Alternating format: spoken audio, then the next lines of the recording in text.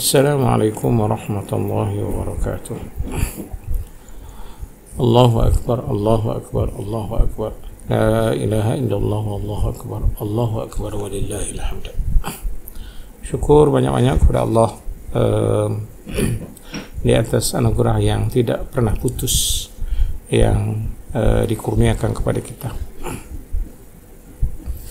Kita baru saja menamatkan sebulan puasa Ramadan, dan hari ini kita berada pada hari Idul Fitr, hari raya. Dan mudah-mudahan peluang yang dikurniakan oleh Allah Ta'ala ini kita raikan dah dengan sebaik-baiknya. Dengan pertama kita memperbanyakkan takbir kita untuk pagi ini, sehinggalah kita selesai menunaikan solat sunat Idul Fitr. Memang itu di antara yang dianjurkan supaya kita lakukan di pagi raya kalau hari Idul Fitri, sehinggalah selesai menunaikan solat hari raya. Dan kalau hari raya Adha, hari raya dan 3 hari tasyrik, berdasarkan kepada ayat yang selalu dekat dengan kita bila Allah Ta'ala memerintahkan walitukmilul iddah, ini untuk menyempurnakan bilangan hari untuk kita berpuasa, sama 29 atau 30 ya. Bulan Ramadan ni kalau tidak 29 dia akan jadi 30. Tahun ni kita berpuasa 30 hari, alhamdulillah. Lepas tu walitukabbirullaha ala ma hadakum, maka laungkanlah takbir di atas apa yang telah dihidayahkan oleh Allah Ta'ala kepada kamu. Itu satu. Surah Al-Baqarah ayat 185 yang datang menyusuli ayat puasa dan ayat nuzul Quran daripada surah Al-Baqarah itu. Kemudian kita juga jumpa di sana daripada surah Al-Hajj, kadzalika sakharaha lakum litukabbirullaha ala ma hadakum. Ini juga satu kemudahan dan kelebihan yang dikurniakan oleh Allah Ta'ala, yang patutnya kita iringi dengan mengagungkan Allah dengan bertakbir di atas apa yang telah diberi petunjuk dan hidayat kepada kita semua. Dikaitkan dengan Idul Adha, ayat suratul Hajj 37. Di laungan takbir menandakan kesyukuran kita kepada Allah Ta'ala di atas nikmat dan kemudahan-kemudahan yang disediakan oleh kita bagi meraihkan 2 hari raya yang terkenal ini. Hari raya Idul Fitri mula disambut oleh junjungan Rasul bersama-sama dengan umat Islam pada tahun kedua Hijrah, seusai mereka menunaikan ibadat puasa yang juga diperjukan pada tahun tersebut. Dan mungkin kalau kita lihat balik di segi falsafah yang ada di dalam hari raya yang ada dalam syariat Islam ini, menariknya dia dikaitkan dengan amalan-amalan lain yang juga merupakan rukun agama. Hari raya puasa dikaitkan dengan ibadat puasa, salah satu ibadat rukun Islam kita, dan disempurnakan pula dengan satu lagi ibadat, iaitu mengeluarkan zakat fitrah bagi mereka yang wajib mengeluarkan zakat masing-masing. Itu kalau Idul Fitri. Idul Adha dikaitkan pula dengan satu lagi ibadat rukun, iaitu ibadat haji ya. Dalam keadaan mereka sedang melaksanakan ibadat haji, di celah-celah itu ada Idul Adha ya. Dikaitkan pula dengan satu lagi, iaitu ibadat kurban ya. Jadi ini menariknya. Jadi ada hubungan di antara kita sebagai hamba dengan Allah yang Maha Pencipta ya. Jadi melalui ibadat-ibadat itu memang kita tidak pernah putus ya, beraya, bergembira, berseronok, tapi dalam lingkungan apa yang disebut sebagai ibadat dan amal soleh. Itu satu. Di samping itu dia juga ada maksud yang melibatkan antara kita sesama kita hablum minan nas, ya. Hari raya puasa melibatkan ziarah menziarahi, saling ucap tahniah satu sama lain, saling mohon kemaafan. Jadi ini ada elemen kemasyarakatan di situ, ya, kemasyarakatan, ya, hubungan di antara kita dengan orang lain yang ada dalam komuniti, ya. Kalau ibadat kurban sama juga dengan ibadat kurban, bantu yang tadilah melibatkan dengan kalangan-kalangan asnaf yang memerlukan sokongan dan bantuan daripada mereka yang mampu ini tadi, dengan zakatnya, dengan dengan infak dan seumpamanya itu tadi. Jadi ada dua makna yang besar, ya, yang mengaitkan hari raya ini, antaranya dipanggil elemen rabbani, ya, yang ada dalam meraihkan hari kegembiraan, hari berseronok, ya.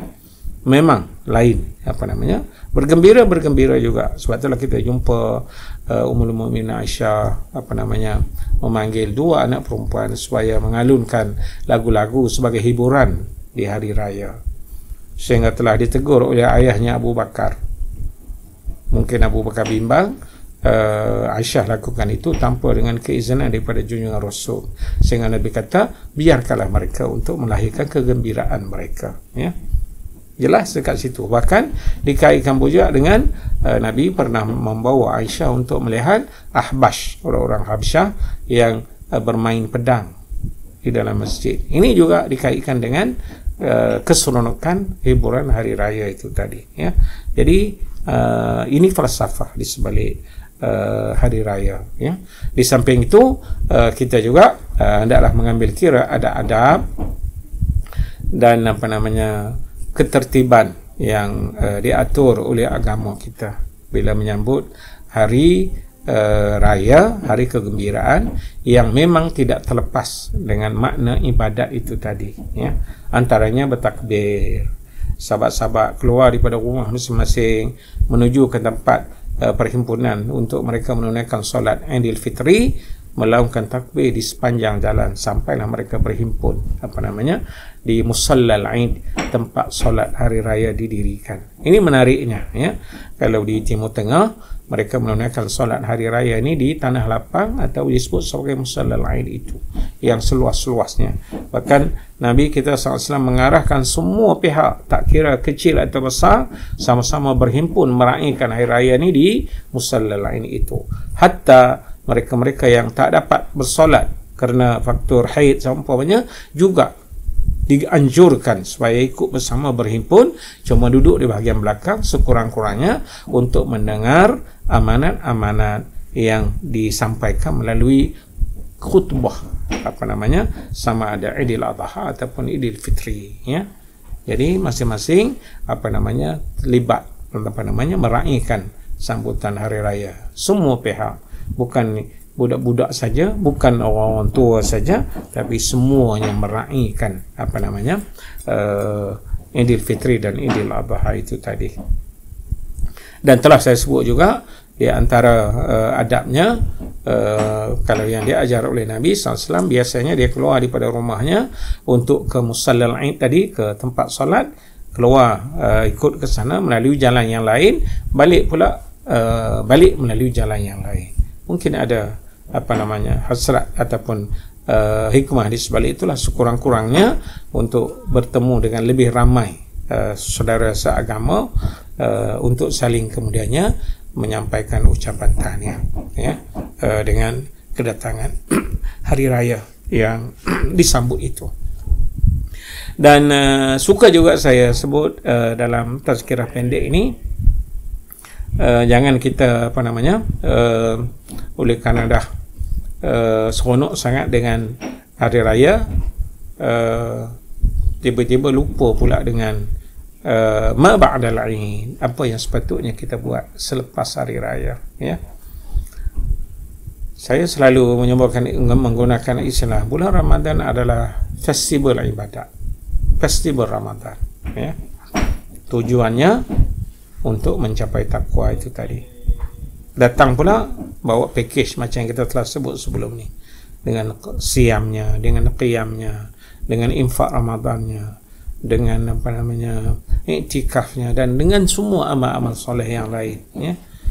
Jadi mudah-mudahan apabila kita telah apa namanya menyambut hari ini Idul Fitri sebagai hari convocation kita, ya, kita meraihkan kejayaan dan kemenangan kita menjalani ibadat Ramadan. Janganlah pula kita lupa apa yang sepatutnya kita buat, yakni mengekalkan momentum Ramadan kita walaupun kita sudah keluar daripada bulan Ramadan. Jadi mengekalkan amalan-amalan yang dah kita biasakan diri di sepanjang Ramadan, walaupun mungkin dalam bentuk-bentuk yang berlainan, ya. Puasa dah tak adalah puasa Ramadan, tapi puasa sunat tetap ada. Sunat tak kira lah, ya, sunat hari putih ke sunat Isnin Khamis ke, ini kita kekalkan kalau boleh, ya. Ini mengekalkan momentum puasa itu tadi.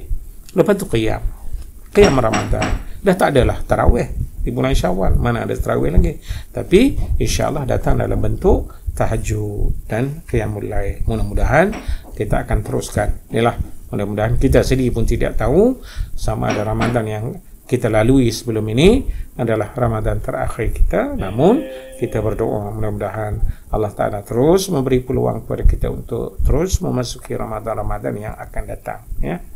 Dan terus juga mengikut jejak yang telah dilakukan oleh generasi dahulu, berdoa agar ibadat Ramadan yang kita buat sebelum ini menjadi ibadat yang diterima. Rabbana taqabbal minna, ya Allah ya Tuhan kami, terimakanlah daripada kami semua ibadat yang telah kami laksanakan sepanjang Ramadan yang lalu.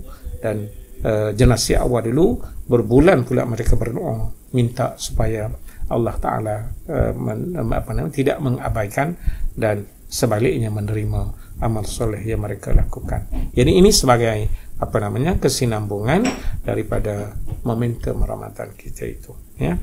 Jadi alhamdulillah kita dapat menyempurnakannya, dan insya-Allah doa kita mudah-mudahan Allah Ta'ala memberi kekuatan kepada kita untuk terus mengekalkan spirit Ramadan bagi meraihkan, ya, menggunakan apa yang disebut oleh Nabi, wa Ramadanun ila Ramadani, satu Ramadan ke Ramadan yang berikutnya, mukaffirat, sebagai penghapus segala dosa yang berlaku di antara kedua-duanya. Setakat itu saja daripada saya. Selamat menyambut kedatangan Idul Fitri. Saya memohon kemaafan kepada semua di atas ketelanjuran yang mungkin berlaku dalam sepanjang kita bersama sebelum ini. Aqulu qawli hadza wa astaghfirullahal azim li wa lakum. Wassalamu alaikum warahmatullahi wabarakatuh.